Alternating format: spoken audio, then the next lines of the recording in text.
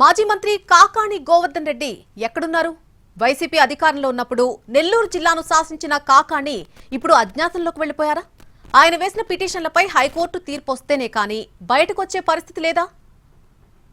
నెల్లూరు జిల్లాలో మాజీ మంత్రి కాకాణి గోవర్ధన్ రెడ్డి, టీడీపీ ఎమ్మెల్యే సోమిరెడ్డి చంద్రమోహన్ రెడ్డి మధ్య వివాదాలు, కేసుల స్థాయికొచ్చాయి.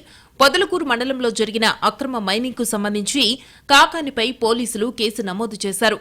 పొదలకూరు మండలం తాటిపర్తి వద్ద ఉన్న రుస్తుం మైనింగ్ లో అక్రమాలు చేశారని, వాటిపై చర్యలు తీసుకోవాలని అప్పట్లో సోమిరెడ్డి చంద్రమోహన్ రెడ్డి తీవ్ర స్థాయిలో ఆందోళన చేశారు. అప్పటి మంత్రి కాకాణి గోవర్ధన్ రెడ్డి సహకారంతో 250 కోట్ల రూపాయల విలువైన తెల్లరాయి, పేలిస్పర్లను అక్రమంగా తవ్వి తరలించారని ఆరోపణలొచ్చాయి. టీడీపీ అధికారంలోకొచ్చాక అక్రమాలపై విచారణ చేయించి బాధ్యులపై చర్యలు తీసుకుంటామని అప్పట్లో సోమిరెడ్డి ప్రకటించారు. అన్నట్టుగానే టీడీపీ అధికారంలోకి వచ్చాక విచారణకు ఆదేశించారు. 10 మంది వైసీపీ నేతలు, సానుభూతిపరులపై కేసు నమోదు చేశారు. మాజీ మంత్రి కాకాణి గోవర్ధన్ రెడ్డిని A4గా చేర్చారు. గోవర్ధన్ రెడ్డి విచారణకు హాజరు కావాలని పొదలకూరు పోలీసులు నోటీసులు జారీ చేశారు. నెల్లూరులోని నివాసంలో కాకాణి గోవర్ధన్ రెడ్డి లేకపోవడంతో ఇంటి గేటుకు నోటీసులు అంటించారు.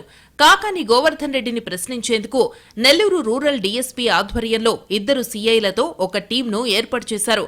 అయినప్పటికీ కాకాణి విచారణకు హాజరు కాలేదు.